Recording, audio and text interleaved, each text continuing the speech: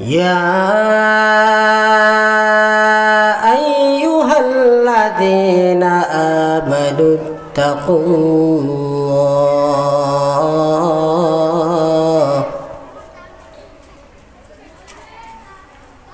حق تقاته ولا تموتن إلا وأنتم مسلمون. وقال النبي صلى الله عليه وسلم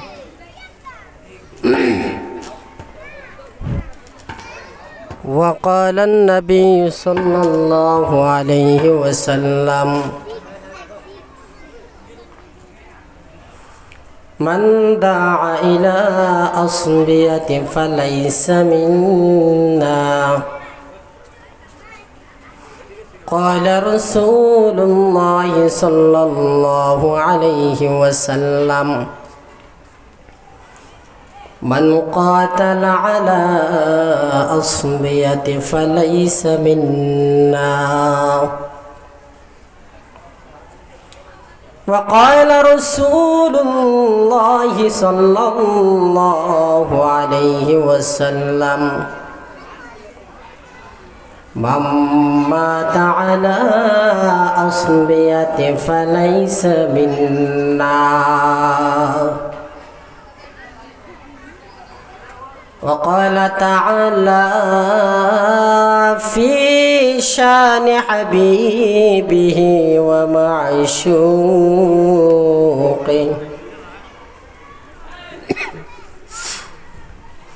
يا أيها الذين آمنوا صلوا عليه وسلموا تسليما. اللهم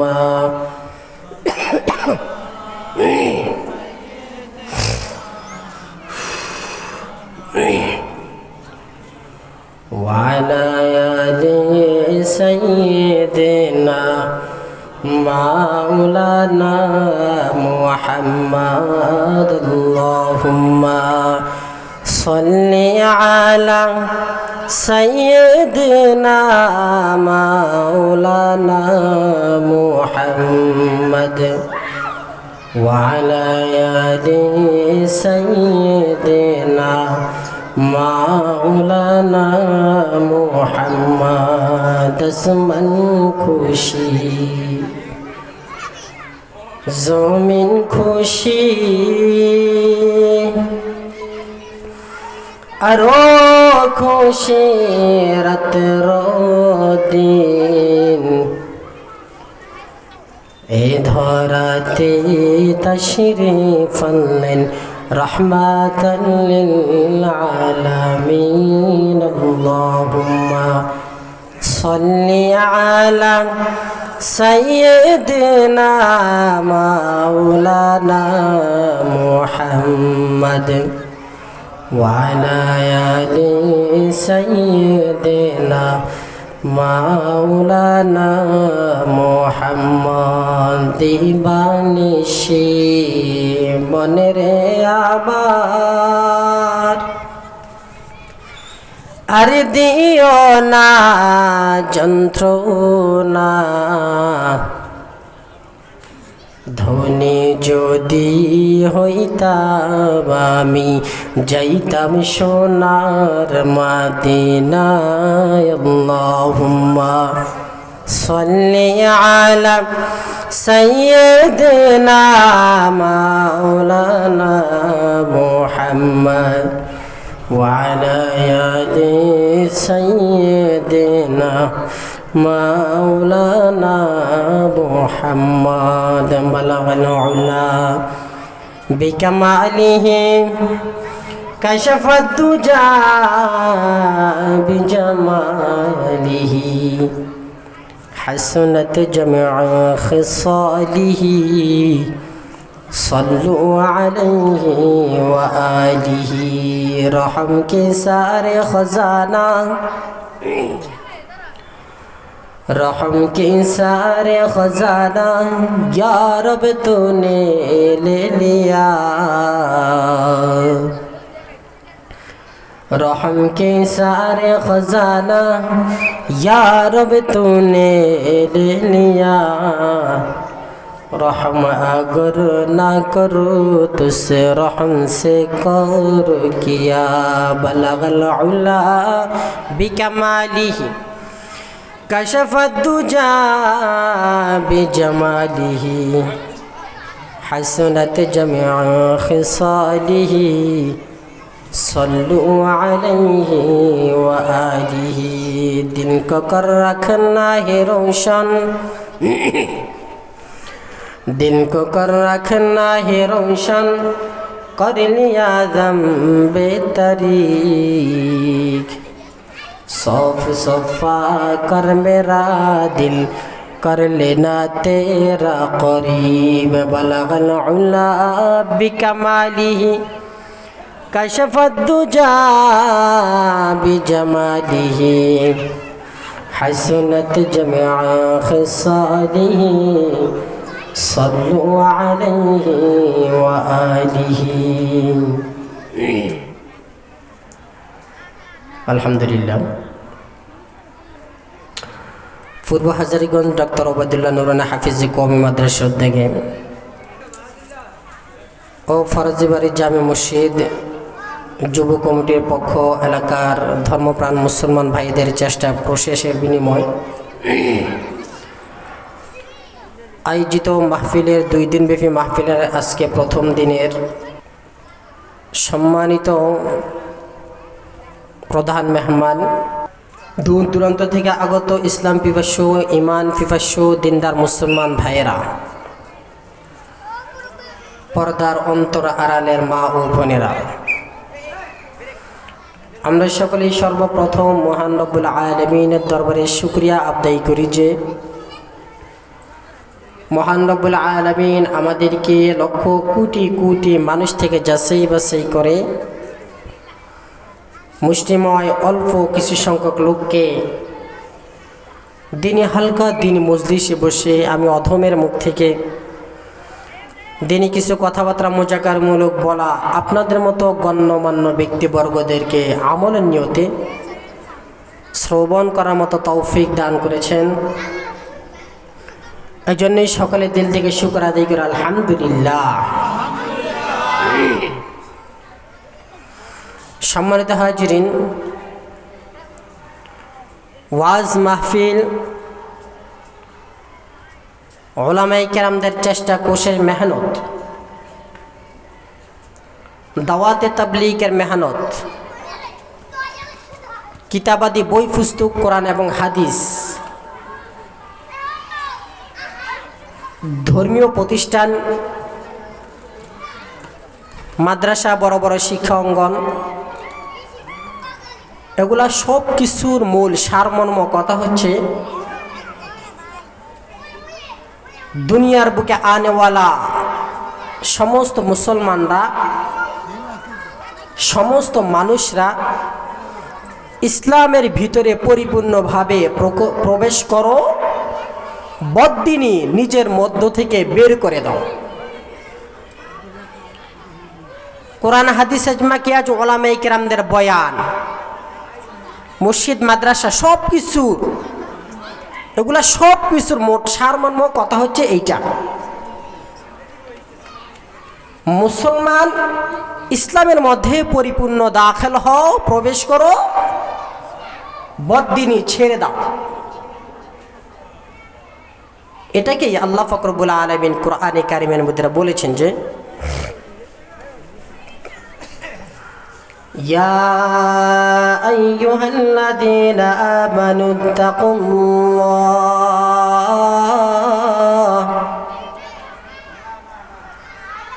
হাক্কা তুকাতিহি ওয়া লা তামুতুন্না ইল্লা ওয়া আনতুম মুসলিমুন। ইয়া আইয়ুহাল্লাযীনা আমানু, হে ঈমানদাররা, হাক্কা তুকাতিহি, আল্লাহ পাক রব্বুল আলামিনের তাকওয়া ভয় দিলের ভিতরে পয়দা করো। কার ভয় দিলের ভিতরে পয়দা করতে বলছেন? জোরে বলেন, কার ভয়? আল্লাহর ভয়। ওয়ালা তামুতুন্না, এবং তোমরা মৃত্যুবরণ কইরো না। তোমরা মৃত্যুবরণ কইরো না ইল্লা ওয়া আনতুম মুসলিমুন। হ্যাঁ, মৃত্যুবরণ করো, আমি মাওলার কাছে আসবা, আসো, মুসলমান হইয়া তারপরে আমার কাছে এসো। কি বলছেন? কি হয়ে আসতে বলছেন? জোরে বলেন, কি হয়ে আসতে বলছেন? মুসলমান। মুসলমান হয়ে তারপরে কবরে যেতে বলেছেন। কে বলেছেন? জোরে বলেন, কে বলেছেন? আল্লাহ বলেছেন। এদিকে আমরা যারা নবীর উম্মত বলে দাবি করে থাকি, আমাদেরকে আমরা এরকম কিছু কাজ করে থাকি যেগুলোর দ্বারা আমার নবীর ঘোষণা, আমার নবীর ঘোষণা, ওই সমস্ত কাজগুলা করলে আপনি আমি মুসলমান থাকবো না। কোরআনে বলছে মুসলমান হইয়া মৃত্যুবরণ করতে, আর আমরা এরকম কাজ করি যে সমস্ত কাজগুলো করার দ্বারা নবী বলেন যে তোমরা যদি এগুলা করো তাহলে তোমরা কি না মুসলমান না। ওই সমস্ত কাজগুলা কি? কে কাজ করলে মুসলমানিত্ব থাকে না? আমি যতই নিজেকে নিজে মুসলমান বলে দাবি করি, কিন্তু কোরআন হাদিস শরীয়তের দৃষ্টিতে আমি মুসলমান না, ওই সমস্ত জিনিসগুলা জানার প্রয়োজন আছে কি নাই? জোরে বলেন, আছে কি নাই? আওয়াজ কি আমার হাওড়িকে দাঁড়ে যায়নি দিবে? তুই জোরে কর না কা। যদি প্রয়োজন থেকে থাকে তাহলে হাদিসের মধ্যে নবী করিম সাল্লাল্লাহু আলাইহি ওয়াসাল্লাম যে সমস্ত কাজ করলে মুসলমানিত্ব নষ্ট হয়ে যায়, মুসলমানের দাড়ি কুণ্ডলীর ভিতরে বের হয়ে যায়, ওই সমস্ত জিনিসগুলো আমাদের জানতে হবে, ঠিক না? এরপরে ওই মোতাবেক আমল করতে হবে, ঠিক না? জি। তো রাসূলুল্লাহ সাল্লাল্লাহু আলাইহি ওয়াসাল্লাম অনেকগুলো এরকম হাদিস আছে যে সমস্ত হাদিসগুলো রাসূল সাল্লাল্লাহু আলাইহি ওয়াসাল্লাম বলেন যে ফালাইসা মিন্না, ফালাইসা মিন্না, সে আমার উম্মত নয়, সে আমার উম্মত নয়, সে আমার উম্মত নয়। এরকম অসংখ্য হাদিস আছে যে হাদিসগুলোর ভিতরে নবী করিম সাল্লাল্লাহু আলাইহি ওয়াসাল্লাম এই কথাটা কি বলছেন। তো যে সমস্ত হাদিসগুলোর ভিতরে নবী করিম সাল্লাল্লাহু আলাইহি ওয়াসাল্লাম এই কথা বলছেন যে ফালাইসা মিন্না, সে আমার উম্মত নয়, উম্মতের অন্তর্ভুক্ত নয়, মুফাসসিরিনে কেরামগণ এর কয়েকটা তিনটা ব্যাখ্যা আনছেন। সে আমার উম্মত নয় মানে কি হতে পারে? সে আমার উম্মত নয়, ফালাইসা মিন্না, এই শব্দটার, এই বাক্যটার মানে যদি এটা নেওয়া হয় যে সে রসুলের উম্মতের অন্তর্ভুক্ত নয়, যদি এই সমস্ত কাজগুলা করে সে রসুলের উম্মতই না, এরকম যদি হয় মানে অর্থ, তাহলে এটা কি আমাদের জন্য বিপজ্জনক না? বলেন না, বিপজ্জনক না? আর যদি এটার অর্থ এরকম নেওয়া হয় যে সে মুসলমান ঠিকই, কিন্তু মুসলমানের দলের অন্তর্ভুক্ত না, মুসলমানের দলের অন্তর্ভুক্ত না। দেখেন, হরিণ যখন দলবদ্ধ থাকে, দলবদ্ধ যখন হরিণটা থাকে, 10টা 12টা হরিণ এক জায়গায় থাকে, ছাগল এক জায়গায় থাকে, ওখানে শিয়াল বাঘ হামলা করতে একটু চিন্তা ভাবনা করে নাকি? বলেন না, চিন্তা ভাবনা করে না? আর যদি একা এক জায়গায় একটা হরিণ দাঁড়িয়ে থাকে বা একটা ছাগল দাঁড়িয়ে থাকে, শিয়াল পণ্ডিত বাঘ ভাল্লুক এগুলো পাইলে কি ছেড়ে দেবো? এটা বেশি ক্ষতির ভিতরে পড়বে না? এমনি ভাবে যদি এটা মানে এরকম নেওয়া হয় যে সে মুসলমান ঠিকই, কিন্তু মুসলমানের দলের অন্তর্ভুক্ত না, ভাইরাস, এরা সমাজের মুসলমানদের মানুষের মতো না, যাদেরকে নবী করিম সাল্লাল্লাহু আলাইহি ওয়াসাল্লাম মুসলমান বলে স্বীকৃতি দিয়েছেন তাদের মতো না, সে তাদের দলের অন্তর্ভুক্ত না, সে আলীদের একজন মানুষ, এরকম অর্থ নিলে এটাও খুব ভয়ঙ্কর অর্থ হয়। সর্বোপরি যেই অর্থটাই নেওয়া হোক, পুরো অর্থটাই আমাদের জন্য ভয়ানক, আমাদের জন্য কি ভয়ানক। সুতরাং নবী করিম সাল্লাল্লাহু আলাইহি ওয়াসাল্লাম যে সমস্ত হাদিসের মধ্যে বলেছেন যে এই আমার উম্মত না, ফালাইসা মিন্না ফালাইসা মিন্না, যেই গুনাহের কারণে বলেছেন যে এই গুনাহ করলে সে আমার উম্মত না, এই গুনাহ করলে সে আমার উম্মত না, ওগুলা আমরা করব না ছাড়বো? জোরে বলেন, করব না ছাড়বো? ইনশাআল্লাহ। আল্লাহ সবাইকে তৌফিক দান করে, সবাই বলেন আমিন। নবী করিম সাল্লাল্লাহু আলাইহি ওয়াসাল্লাম বলেন, আমার উম্মতের মধ্যে যদি কোনো মুসলমানের ওই রূপ হয়, আল্লাহ পাক রব্বুল আলামিন তার উপরে পালা মুসিবত দিয়েছে, মাথায় ব্যথা উঠেছে, জ্বর হয়েছে, বিপদ আসছে, গরু মরে গেছে, ছাগল মরে গেছে, ছেলে সন্তানের মধ্যে কেউ মরে গেছে, ব্যবসা বাণিজ্যের ভিতরে লস হয়ে গেছে, মোটামুটি কোনো বিপদ আসার পরে যদি সে তিনটি কাজ করে, তাহলে ওই ব্যক্তি আমার উম্মতের অন্তর্ভুক্ত না। নবী করিম সাল্লাল্লাহু আলাইহি ওয়াসাল্লাম বলেন, যদি কোনো মুসলমানের উপরে বিপদ আসার পরে সে তার মাথায় পিঠায়, হায়াতে পিঠায়, গায়ে পিঠায়, হাইরে আমার উপরে মুসিবত আসছে, হাইরে আমার উপরে কলের আসছে, হাইরে আমার ফলা মরে গেছে, মুরগা মরে গেছে, গরু মরে গেছে, মহিলারা এরকম ফিটায় না, গালি ফিটায়, মাথা ফিটায়, হাতে চুরি ভেঙে গেল, চুর ছেড়া দেয়, 1 নম্বর কাজ। 2 নম্বর, আপনি লিবাস কো চাক করনা, মানে পোশাক ছিঁড়ে ফেলে, পোশাক কি করে ফেলে? ছিঁড়ে ফেলে। 3 নম্বরে, জাহিলিয়াতি যুগের কোনো কথাবার্তা বলে, জাহিলিয়াতি যুগের কোনো কথাবার্তা। জাহিলিয়াতি যুগের কথা কি? আল্লাহ কি আমারই পাইছে এই ব্যারাম দেওয়ার লাগিয়া? আল্লাহ কি আমারই পাইছে আমার ক্ষেতটা নষ্ট করে না লিগা? সবার ক্ষেতে ধান হয়েছে, আমার ক্ষেতে ধান হয় নাই, আল্লাহ আমারই সই ধরল?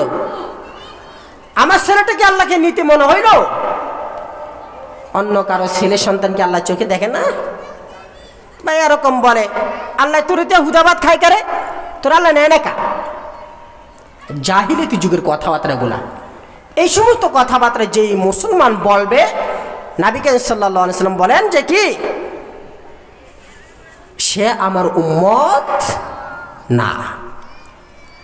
এখন বলেন তো, এই সমস্ত কাজগুলা আমাদের সমাজের মানুষরা করে কি করে না? বলেন না, করে কি করে না? ক্ষেত রুইছে, ফসল রুইছে, ধান রোপণ করছে, হঠাৎ বৃষ্টি চলে আসছে, দূর সে আল্লাহর মারে গালালি করে, এরকম মানুষ আছে না? তাফসীরে মানুষ আছে না এরকম? নবী করিম সাল্লাল্লাহু আলাইহি ওয়াসাল্লাম বলেন যে সে আমার উম্মত। হিজা আদ ফরমান হক গরদান মাতাব, তান মানি রোজ মাহশর দর আযাব। শায়ের তার শেয়ারে ভাষায় বলে, আল্লাহ পাক রব্বুল আলামিনের হুকুম থেকে যদি নিজের চেহারাকে ফিরাইয়া লও, শরীয়তের হুকুম আহকাম নিজেকে নিজে ফিরাইয়া লও, কিয়ামতের ময়দানে আল্লাহ জাহান্নামের মধ্যে ঢেলে দিবে। আল্লাহ পাক রব্বুল আলামিনের হাবিব নবী করিম সাল্লাল্লাহু আলাইহি ওয়াসাল্লাম বলেন যে বিপদ আপদ আসলে সবর করবে, ধৈর্য ধারণ করবে। এই 3টি কাজ কেউ করে, সে আমার উম্মতের অন্তর্ভুক্ত থাকবে। 1 নম্বরে কি? গায়ে শরীরে ফিটানো, কপাল থাপড়ানো, গাল থাপড়ানো। 1 নম্বরে কি? গায়ে শরীরে কি করা? আঘাত করা। 2 নম্বরে পোশাক ছিঁড়ে ফেলা। 3 নম্বরে জাহিলিয়াতি যুগের কথা বলা। আল্লাহ কি আমাদের দেখছে এই বিপদ না লিখা? আমার ফলাটাই ফাইল আল্লাহ না লিখা? মানে এরকম কথাবার্তা বলা যেগুলো আল্লাহ পছন্দ, আল্লাহ শানের খেলাফ। এর বিপরীতে গেলে সে নবীর উম্মত না। 2 নম্বরে নবী করিম সাল্লাল্লাহু আলাইহি ওয়াসাল্লাম বলেন, अगर कोई शख्स किसी औरत को उसके शौहर के खिलाफ बहकाए या किसी गुलाम को उसके आका के खिलाफ बहकाए, फलैस मिन्ना, से আমার উম্মত নয়। রাসূলুল্লাহ সাল্লাল্লাহু আলাইহি ওয়াসাল্লাম বলেন,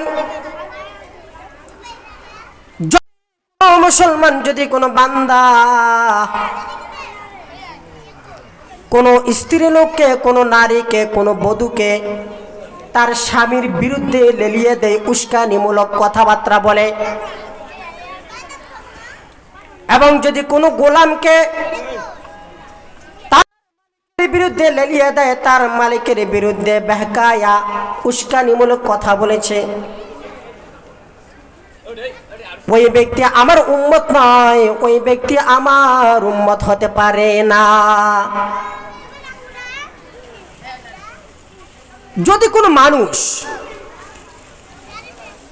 এলাকার মহিলা, পুরুষ বা মহিলা কেউ একজন আইসা আপনার স্ত্রীকে বলতেছে, আয় হায় তোরে 600 টাকা তিরিবিজনি দিছে, ইসে আমারে আমার জামাই 7,500 টাকা দিয়ে কাপড় কিনে দিছে, ইস,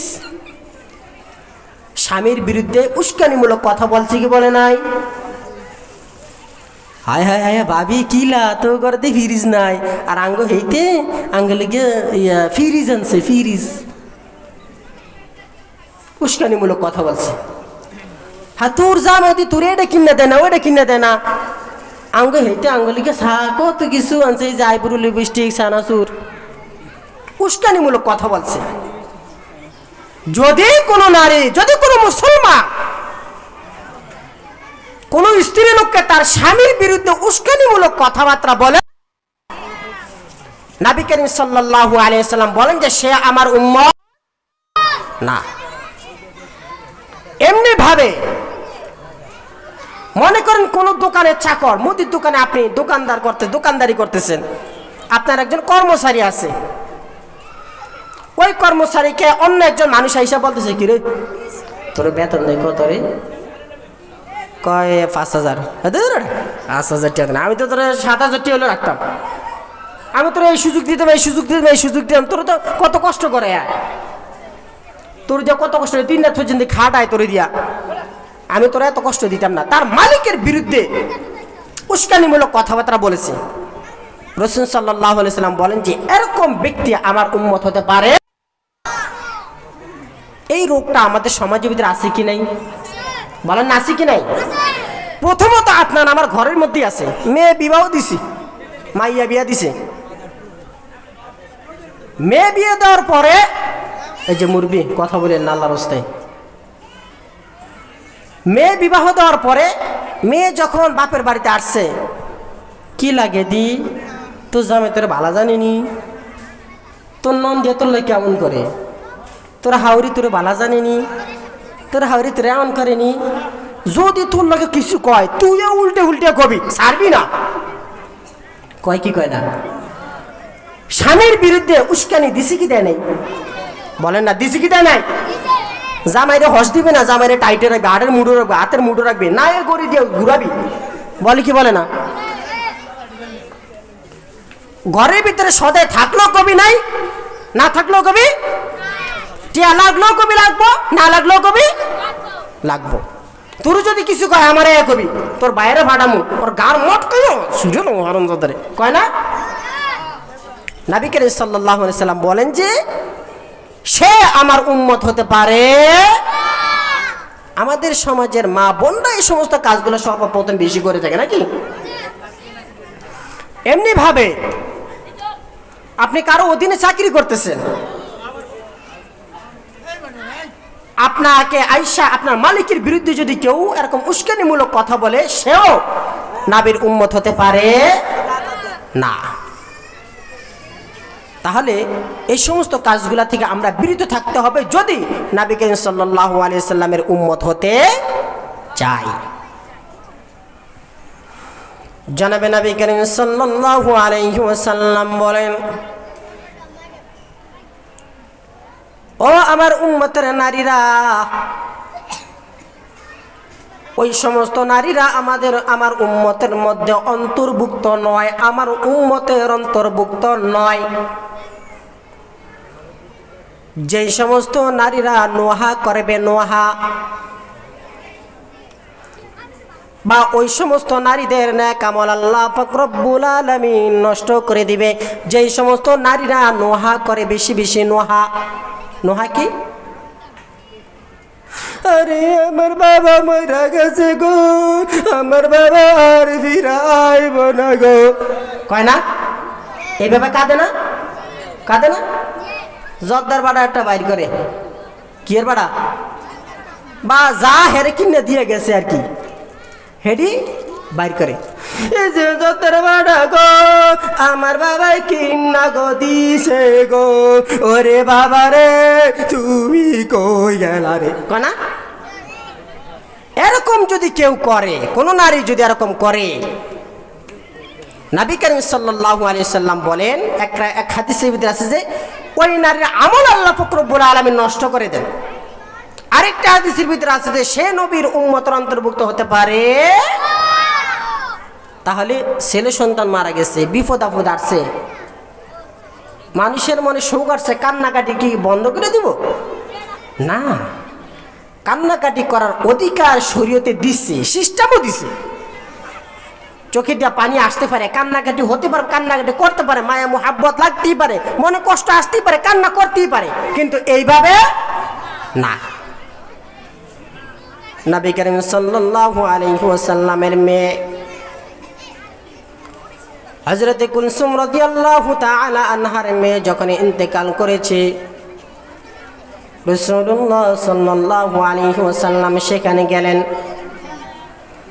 এবং নাতিকে কোলে নিয়ে কান্না করতেছে। পাশ থেকে একজন সাহাবা বলতেছে, ইয়া রাসূলুল্লাহ সাল্লাল্লাহু আলাইহি ওয়াসাল্লাম, আপনি না বলেছেন কাছের কেউ যদি মারা যায় তাহলে কান্নাকাটি করা যাবে না? রাসূলুল্লাহ সাল্লাল্লাহু আলাইহি ওয়াসাল্লাম বলেন, হে আমার সাহাবা, আমার চক্ষুদয় দিয়ে যে পানি বের হয়েছে এটা হয়েছে আমার মোহাব্বত। এরকম কান্না করা জায়েজ আছে, কিন্তু নোহা করা জায়েজ নাই। নোহা করা আল্লাহ পাক রব্বুল আলামিন পছন্দ করেন না। নোহা মানে চিল্লে চিল্লে সুর দিয়া কান্নাকাটি করা, হাতে থাপড়ানো, গালে থাপড়ানো, পিঠে থাপড়ানো, এরকম কান্নাকাটি করা কি নাই? জায়েজ নাই। এরকম যদি করে সে নবীর উম্মত হতে পারে। তাহলে এই সমস্ত গুনাহ থেকে আমরা বিরত থাকবো ইনশাআল্লাহ। এরপরে অন্য হাদিসের মধ্যে নবী করিম সাল্লাল্লাহু আলাইহি ওয়াসাল্লাম বলেন, মান দাআ ইলা আসবিয়াতি ফালাইসা মিন্না, মান কাতালা আলা আসবিয়াতি ফালাইসা মিন্না, মান মাতা আলা আসবিয়াতি ফালাইসা মিন্না। যে ব্যক্তি আসবিয়াতের উপরে মৃত্যুবরণ করলো সে আমার উম্মত নয়। যে ব্যক্তি আসবিয়াতের ডাক ডাকলো সে আমার উম্মত নয়। যে ব্যক্তি আসবিয়াতের উপরে মৃত্যুবরণ করলো, কতল করলো, কর্ণওয়ালা করুন নাই, দুজন জাহান্নামী। এখন আসবিয়াত কি? আসবিয়াত হচ্ছে আমি নাহকভাবে অন্য কারো কিছু জোর জুলুম করে নিয়ে আসা। আপনার জায়গা জমিন আছে, ওই জায়গা জমিন আমি ভুয়া মিথ্যা দলিল দিয়ে নিয়ে আসছি আপনার কাছ থেকে। জায়গা জমিন আসলে কিন্তু আমার না, আপনারটা আমি কি জোর করিয়া নিয়ে আসছি। এবং আমার সাথে আরো মানুষ আছে, হেরা বলতেছে হ্যাঁ না এগুলা কার জায়গা জমিন? হুজুরের জায়গা, ওটা তোর না। হ্যাঁ সাক্ষী দিতেছে, যে সাক্ষী দিছে, যে নিয়ে আসছে, বা ওই জায়গায় যদি মারামারি হয়, যেই ব্যক্তি মারছে আর যে ব্যক্তি মরছে উভয়জনই কি নবীর উম্মত না। এদের কেউই নবীর উম্মত না। আসবিয়াতের উপরে যদি কেউ মৃত্যুবরণ করে সেও নবীর উম্মত না। আসবিয়াতের উপরে যদি কেউ কাউকে ডাকে, আসবিয়াতের উপরে ডাকে যে মিথ্যা সাক্ষী দেওয়ার জন্য, আসো আসো, এই আমার এরকম করছে, এরকম করছে, আমার জায়গা জমি নিয়ে গেছে, অথচ সব মিথ্যা কথা। এরকম যদি কেউ করে সে নবীর উম্মত হতে পারে না। এই কাজটাই কি আমাদের সমাজে আছে কি নাই? বলেন আছে কি নাই?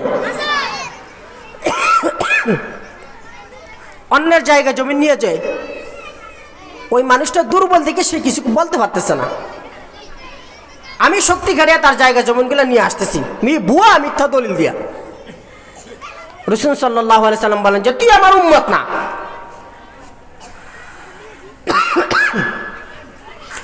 অন্য হাদিসের মধ্যে নবী করিম সাল্লাল্লাহু আলাইহি ওয়াসাল্লাম যেই ব্যক্তি মুসলমানের খেলাফ হাতিয়ার উঠাইবে সে আমার উম্মত নয়। যে ব্যক্তি মুসলমানের বিরুদ্ধে হাতিয়ার উঠাইবে, কার বিরুদ্ধে? মুসলমানের বিরুদ্ধে হাতিয়ার উঠাইবে, সে নবীর উম্মত না। শাপলা চত্বরে যে সমস্ত ওলামায়ে কেরামদের মাদ্রাসা ছাত্রদেরকে মারা হয়েছে, এরা কি সব অমুসলিম ছিল? বলেন, এরা কি অমুসলিম ছিল? মুসলমান ছিল। এদেরকে মারা হয়েছে, যারা নবীর হাদিস মোতাবেক তারা কি মুসলমান? মুসলমান না। নবীর হাদিস মোতাবেক তারা মুসলমান না। হাদিসের ভিতরে আসছে যে স্পষ্ট, जो शख्स हमारा खिलाफ हथियार उठाए वो हम में से नहीं है। আমার খেলাফ মানে আমাদের খেলাফ মানে মুসলমানদের খেলাফ হতে পারে, তৎকালীন যুগের খলিফার খেলাফ হতে পারে, অন্যায়ভাবে কোনো মুসলমানকে মেরে ফেলা, মুসলমানের বিরুদ্ধে হাতিয়ার উঠানো, মৃত্যুবরণ, তাকে মেরে ফেলা, এরকম যে ব্যক্তি করে সে নবীর উম্মত না। এরকম উস্কানি দিয়া দিয়া ভারত বাংলাদেশের ভিতরে দ্বন্দ্ব বাজাইতে চায়, ঠিক না? হিন্দুদের কোন মন্দির মুসলমানরা ভাঙে নাই, সে ভুয়া খবর চালিয়ে দিতেছে মুসলমানরা হিন্দুদের মন্দির কি করছে, ভাঙে গেছে। তার লগে তার সাথে থাকা এরকম লোকই বলছে, এরকম লোকই বলছে মোদী সরকার, মোদী যখন সরকার হয়েছে তখন সে শত শত মন্দির নিজ হাতে ভাঙছে, ভাঙে আলেম ওলামাদের উপরে তার দায় চাপিয়ে দিছে, অথচ ভাঙছে মোদী সরকার। এরকম ভাবে সে বাংলাদেশের ভিতরে চক্রান্ত করে এই ফিতনা ছড়াইতে চায়, মুসলমানদের ভিতরে ঝগড়া লাগাইতে চায়, বিবাদ সৃষ্টি করতে চায়, যে মুসলমানরা হিন্দুদেরকে কষ্ট দিছে, হিন্দুদের উপর অত্যাচার করে, হিন্দুদেরকে এরকম করে ওরকম করে, অথচ এগুলা মুসলমানেরা করে। আপনারা খবর দেখলে দেখবেন, খবর ভিতরে হিন্দুদের থেকে সাংবাদিকরা গিয়ে জিজ্ঞাসাবাদ করছে যে আপনাদের কি মুসলমানরা কোনো অত্যাচার করে? না না, আলহামদুলিল্লাহ আমাদের উপর কোনো অত্যাচার না, আমার জানা মতে অন্য কোনো জায়গায়ও না। তাহলে হেরা মিথ্যা কথা বুঝছে? হ্যাঁ, হেরা বলতেছে আমরা বাংলাদেশের মধ্যে মুসলমান, হিন্দু, মুসলিম, বৌদ্ধ, খ্রিস্টান যারা আছে সবাই শান্তশিষ্টভাবে আছে, আমাদের উপরে কেউ কোনো সময় অত্যাচার, অন্যায়, অবিচার করে। তাহলে তুমি যে ওখান থেকে তোমার রানীর লইয়া ঠিক, এদেরকে যারা সমর্থন করবে, এদের অন্তর্ভুক্ত যারা হবে, যারা এদেরকে সাপোর্ট করবে, তারাও নবীর উম্মত না। যারা এই সমস্ত কাজ করবে তারা কিয়ামতের ময়দানে আল্লাহ পাক রব্বুল আলামিন কিছু কিছু মানুষকে আসামিনে কাঠ গড়ায় দাঁড় করাইয়া দিবেন, বলে আসো আসো। তার আমল নামা দেখার পর আল্লাহ পাক রব্বুল আলামিন তাকে জান্নাতের ফয়সালা দিয়ে দিবে। আল্লাহ পাক রব্বুল আলামিন যখন তাকে জান্নাতের ফয়সালা দিয়ে দিবে, সে জান্নাতের দিকে চলে যাইবে।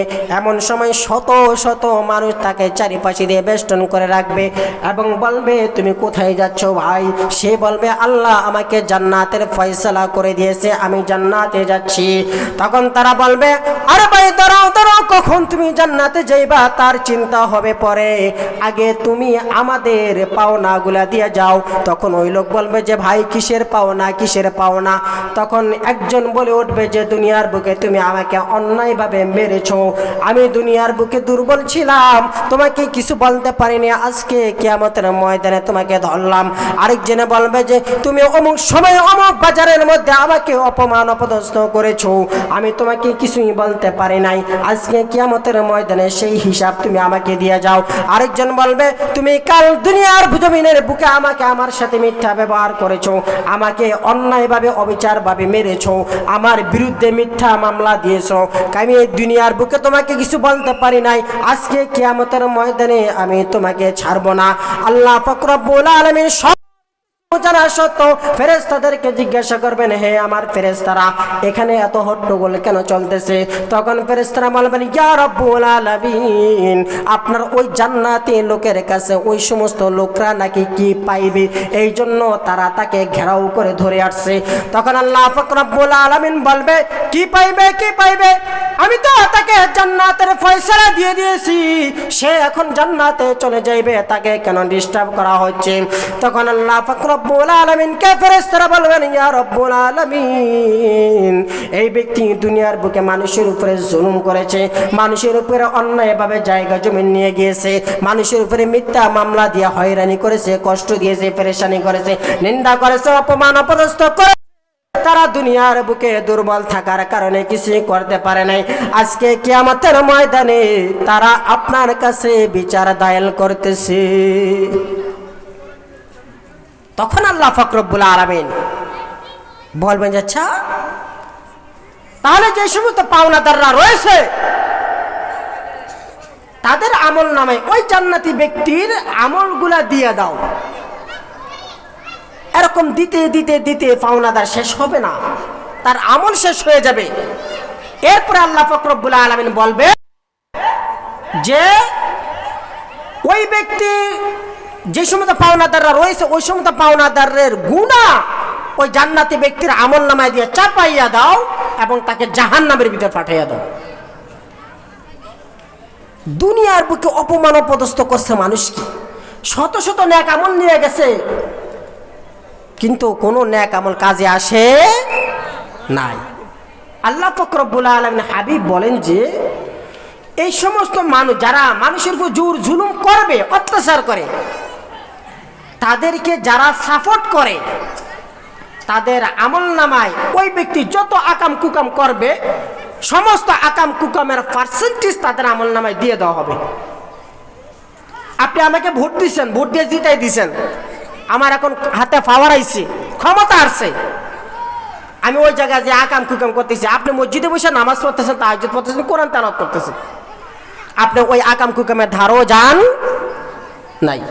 এই যে আপনি আমাকে সাপোর্ট দিয়ে জিতাইয়া দিলেন, এর কারণে আমি যত আকাম কুকাম করব, খুনি রাহাজানি চিন্তায় সব কিছুর পার্সেন্টেজ আপনি মসজিদে কোরআন তেলাওয়াত করা অবস্থায় বসে বসে পাইবেন। এখন চিন্তা করে দেখেন, ভালো মানুষকে সাপোর্ট করবেন নাকি লম্পট বদমাশ গুন্ডাদেরকে সাপোর্ট করবেন? চিন্তা করে দেখেন। আল্লাহ পাক রব্বুল আলামিন কিয়ামতের ময়দানে এক বান্দাকে ডাক দিয়ে বলবে, ও আমার বান্দা, তুমি কি এই গুনাহটি করেছো? সে বলবে যে না ইয়া রব্বুল আলামিন, এই গুনাহ তো আমি করি নাই।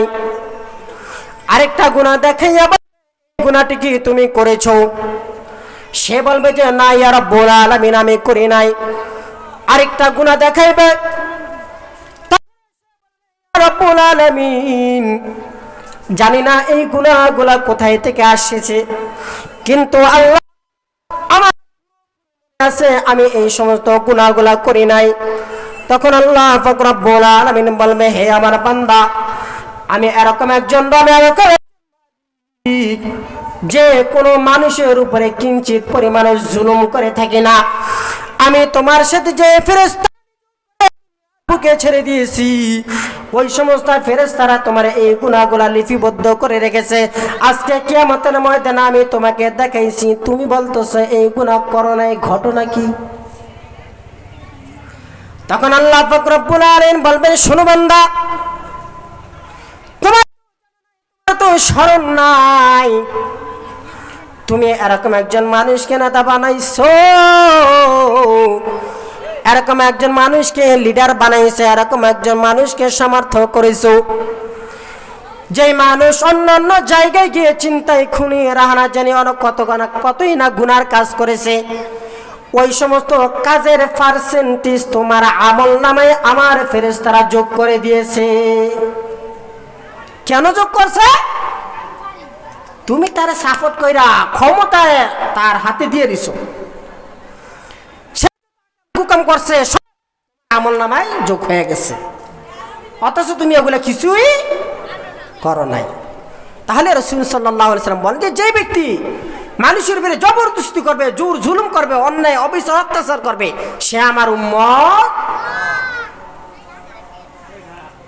রাসূলুল্লাহ সাল্লাল্লাহু আলাইহি ওয়াসাল্লাম বলেন,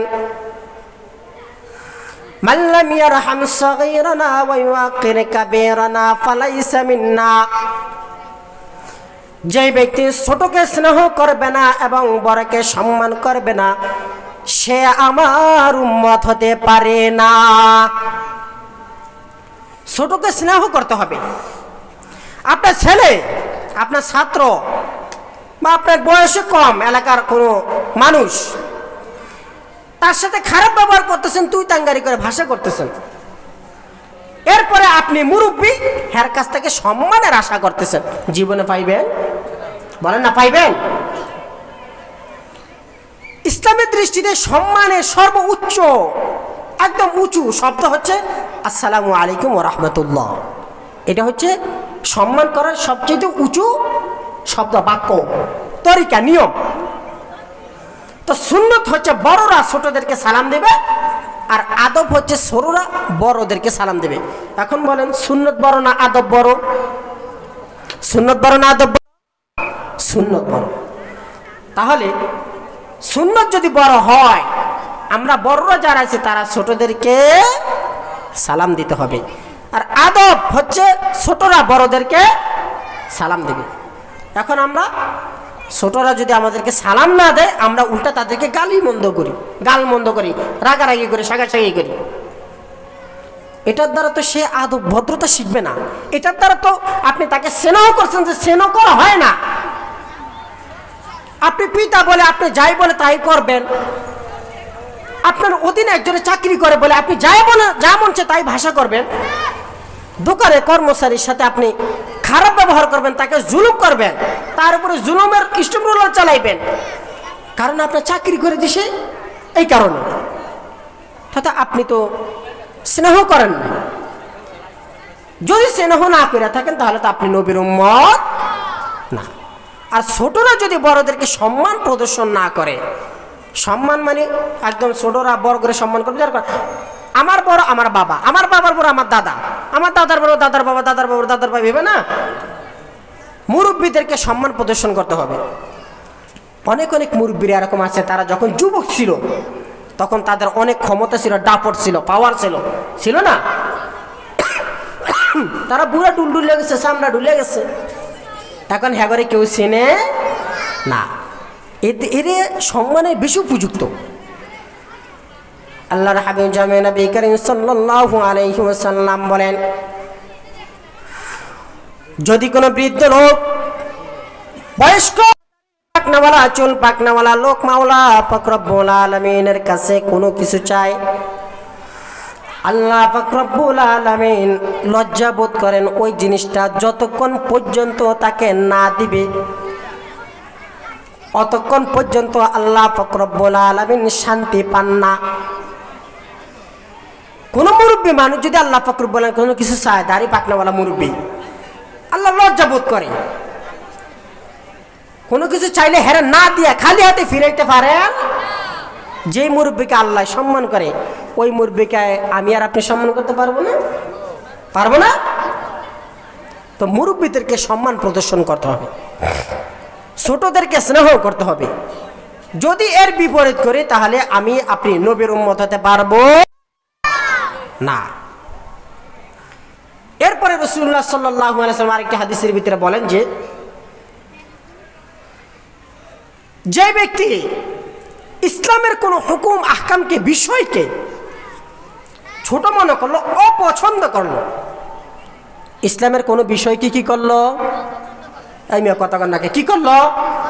অপছন্দ করলো। মানে পছন্দ, তারা এই জিনিসটা তার ভালো লাগে না, অপছন্দ করছে। ধরো আল্লাহ বৃষ্টি দিলে কি রোদ দিতারে নাই, বিভিন্ন ভাষা দিয়ে গালি বন্ধ করে। আল্লাহর মারে চেনে, আল্লাহর বোনের চেনে, এরকম গালি বন্ধ করে। এরকম হারুনজাদের আসেনি নাই, গালি করে না? আল্লাহর মা বাপের গালি করে, গালি দেয়। তো রাসূল সাল্লাল্লাহু আলাইহি সাল্লাম বলেন যে ব্যক্তি ইসলামের কোনো হুকুম আহকামকে, কোনো বিষয়কে, কোনো নিয়মকে অপছন্দ করলো, সে আমার উম্মত। এখন বলেন তো, আমাদের সমাজের মধ্যে যার 10-12টা গার্লফ্রেন্ড আছে, আমি কথা কেন, যার 10-12টা প্রেমিকা আছে গার্লফ্রেন্ড, হে ভালা নাকি যে 3-4টা বিয়ে করছে হে ভালা? আমাদের সমাজের দৃষ্টিতে কি বলে না? ভালাকে, এই দুইজনে ভালোকে আমরা কাকে ভালো চোখে দেখি? যে 3-4টা বিয়ে করছে হেরা ভালো চোখে দেখি, নাকি যে 10-12টা গার্লফ্রেন্ড আছে, প্রেমিকা আছে হেরা ভালো চোখে দেখি?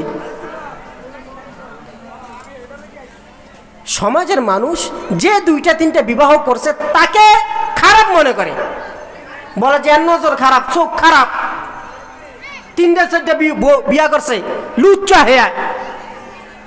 আর হেনা করে যেদিকে যায় সেদিকে মুখ দেয়, এটা বালা। 2-3টা বিবাহ করা শরীয়ত এটা পুরুষদেরকে হুকুম দিয়ে দিছে, 4টা বন্দিক বিবাহ সে করতে পারবে যদি সামর্থ্য থাকে। স্ত্রী চালানোর সামর্থ্য যদি তার থাকে, 4 জন স্ত্রীর ভরণ পোষণ পুরোপুরি সে দেওয়া ক্ষমতা যদি সে রাখে, তাহলে সে 4টা বিয়ার, তাকে 4টে বিবাহ করার অনুমতি শরীয়তে দিছে। আর যদি সামর্থ্য না থাকে, 4টা না 2টো সে চালাইতে পারবে না ভরণ পোষণ দিয়া, তাহলে তাকে দেয় না। কোরআনে কারিমের এই আয়াতের মোতাবেক, এই কন্ডিশন, এই সূত্র মোতাবেক বর্তমানে যাদের কাছে 7 জন বিবি চালানের ধন দৌলত অর্থ সম্পদ আছে, তাদের 4টা বিবাহ করা ফরজ। নচেত এরা কিয়ামতের ময়দানে আল্লাহ পাক রব্বুল আলামিন আসামি কাঠ করে দাঁড়াইতে হবে। কারণ রাসূলুল্লাহ সাল্লাল্লাহু আলাইহি সাল্লামের হাদিসে মুবারাকা থেকে জানা যায় যে কিয়ামতের আগ মুহূর্তে পৃথিবীর বুকে মেয়ে লোক বেড়ে যাবে আর পুরুষ লোক কমে যাবে। তো যে সমস্ত মেয়ে লোকরা বাইরে যাইব, অতিরিক্ত হইব, হেরা কই যাইব? হেরা কি বিয়ে সারা থাকবো? এই জন্য শরীয়ত 4টা বিবাহ করার হুকুম আগেই দিয়ে রাখছে। এখন যেই নারী, যেই মহিলা, যেই পুরুষ এই হুকুমকে অপছন্দ করে, নবী করিম সাল্লাল্লাহু আলাইহি সাল্লামের হাদিস মোতাবেক সে হতে পারে। ওই সমস্ত নারীরা স্বামীর 2 বিয়া করতে দেয় না, অপছন্দ করে। ইস, তুই একটা খাওয়াইতে পারস না, আরেকটা করবি? হ্যাঁ, না খাওয়াই তাহলে করবি না, এটা ঠিক আছে। যদি তৌফিক থাকে, 4 জন বিবি চালানের সামর্থ্য তৌফিক যদি কারো থেকে থাকে, তার 4টা বিয়ে করা ফরজ। তৌফিক আছে, যার নাই তার কথা বলতেছি না। এখন আপনি বলবেন নিজের লম্বা কথা কেন, অন্য কাছে নিয়ে 4টা বিয়ে করি নেই, একটা লইয়ে আছি। আমার মানে এই একটারই রাহম যে এই জায়গায় নেই। মসজিদ মাদ্রাসা চাকরি করে বেতন পাই 10-12 হাজার, 10-11, এইটাই চালে তো কষ্ট হয়ে যায়। এর পরে যদি আপনারা যদি কেউ দিতেন চান তাহলে আমি রাজি আছি। এখনো যদি দিতেন চান তাহলে রাজি আছে, আমার এই পরিস্থিতি দেইকা। আর হে যদি মাইনা নেয় যে আমি পাইলে খাবো, না পাইলে নাই, যদি আহে তাহলে রাজি আছি ইনশাআল্লাহ, এখনো রাজি আছি। কিন্তু আল্লাহ পাক রব্বুল আলামিনের হাবিব রাসূলুল্লাহ সাল্লাল্লাহু আলাইহি সাল্লামের বিবি ছিল। অনেক সাহাবা কেরাম এরকম আছে যে তাদের 3-4টা বিবি ছিল, স্ত্রী ছিল।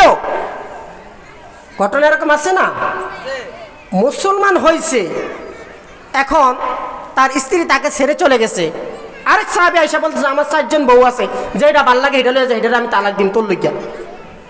লয়ে গেছে। তা 60 জন না থাকলে একটা দিছে করতে নেই।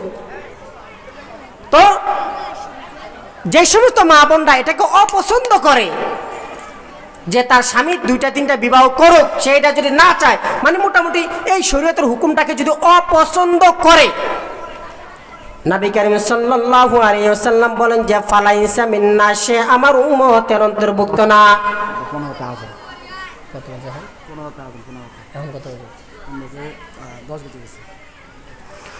তো নবী করিম সাল্লাল্লাহু আলাইহি ওয়াসাল্লাম বলেছেন যে কি, যেই ব্যক্তি শরীয়তের কোনো হুকুম আহকামকে অপছন্দ করবে সে আমার উম্মত না। তাহলে যে সমস্ত মা বোনরা স্বামী 2-3টা বিবাহ করাতে অপছন্দ করে, বাড়িটাকে দেখতেই পারে না, সে নবীর উম্মত আছে? বলেন না আছে? আপনার আমার স্ত্রী কেউ রাজি হবে আপনাকে 2-3টা বিয়ে করার হুকুম দিবে? দিবে। আবার কেউ কেউ বলে দ্বিতীয় বিবাহ করার জন্য নাকি প্রথম স্ত্রীর কাছ থেকে অনুমতি নেওয়া লাগে। কিয়া?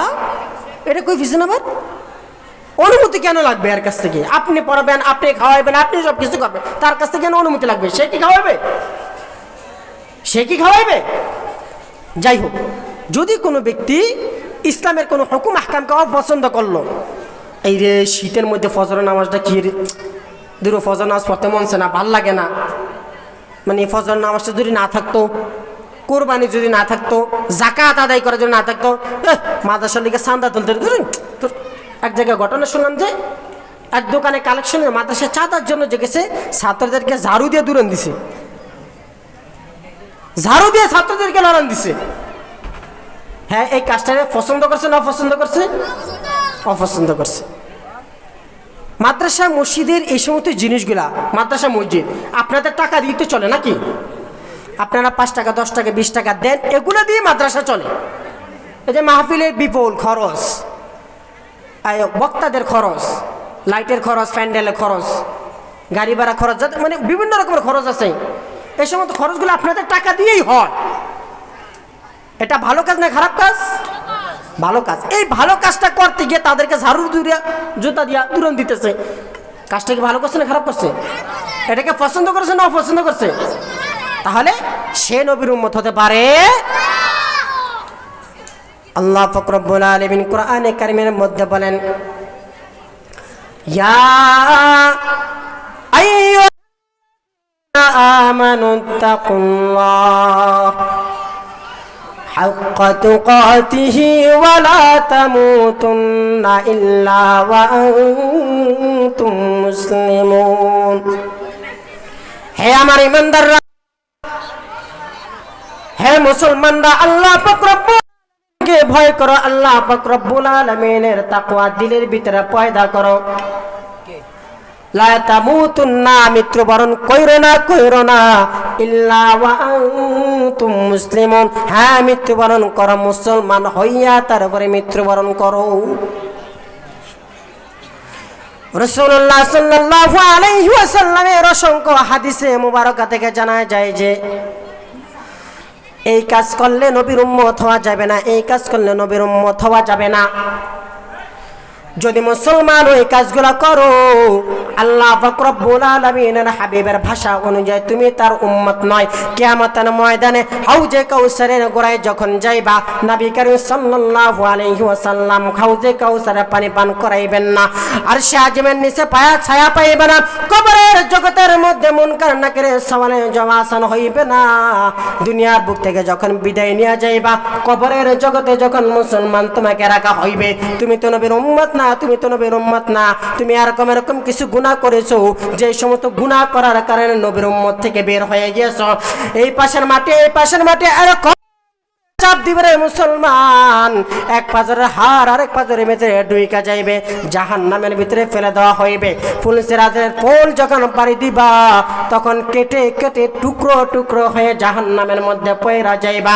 হে নবীর উম্মতরা মুসলমানরা, আলামিনের প্রিয় বান্দা যদি হতে চাও, নবী করিম সাল্লাল্লাহু আলাইহি ওয়াসাল্লামের তরিকা মোতাবেক চলো, আল্লাহ পাক রব্বুল আলামিনের বাতলানো রাস্তা মোতাবেক চলো, তখন তুমি আর আমি মুমিন মুসলমান হতে পারবা। তখন তুমি আর আমি মুমিন মুসলমান হতে পারবো। আর যদি তুমি আর আমি মুমিন মুসলমান হইয়া দুনিয়ার বুক থেকে যাই, তোমার আমার জানটা এরকম ভাবে ইবলিস শয়তান এসে ধোঁকা দিতে পারবে না। আজরাইল আলাইহিস সালাতু ওয়াস সালাম আমার জান কবজ করবে, তখন তুমি আর আমি টেরও পাইব না। আরামের সহিত আমাদের রূহটা বের হয়ে চলে যাবে। আল্লাহ পাক রব্বুল আলামিন অসংখ্য অগণিত ফেরেশতাদের মাধ্যমে তোমার আমার রূহটাকে সাজাইয়া আর সে আজমের দিকে নিয়ে যাইবে। আল্লাহ পাক রব্বুল আলামিন রূহকে দেইকা হাসবেন, ফেরেশতারা রূহকে দেইকা হাসবেন এবং তাকে সালাম জানাইবে। ফেরেশতারা সুগন্ধি দিয়া পোশাকে ভরপুর কইরা তাকে পরাইয়া দিবে। ফেরেশতারা জান্নাতি হৌরে গেলমানরা খুশিতে নাচতে থাকবে।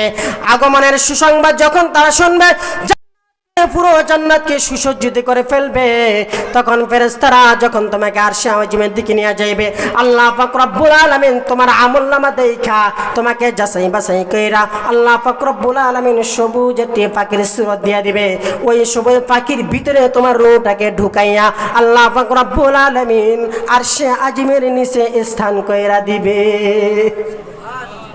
ওই স্থান চাই কি চাই না? চাই কি চাই না? আমাদের রূহ যেগুলো আমাদের রূহ বডি থেকে বের হয়ে যায়, ওই রূহ থাকার কতগুলো স্থান আছে। এক এক হাদিসের ভিতরে এক একটা স্থানের কথা বলা হয়েছে। কোন কোন হাদিসের ভিতরে বলেছেন আরশে আজিমের নিচে থাকবে রূহ, কোন কোন হাদিসের ভিতরে বলেছেন রূহ থাকবে যে আলমে বরজখের মধ্যে। আলমে বরজখ এটা একটা দুনিয়া এবং পরকালে জিন্দিগির মধ্যবর্তী একটা স্থান। কোন কোন হাদিসের ভিতরে আছে যে এটা কবরের আশেপাশে থাকে, ওইটা অন্য কথা।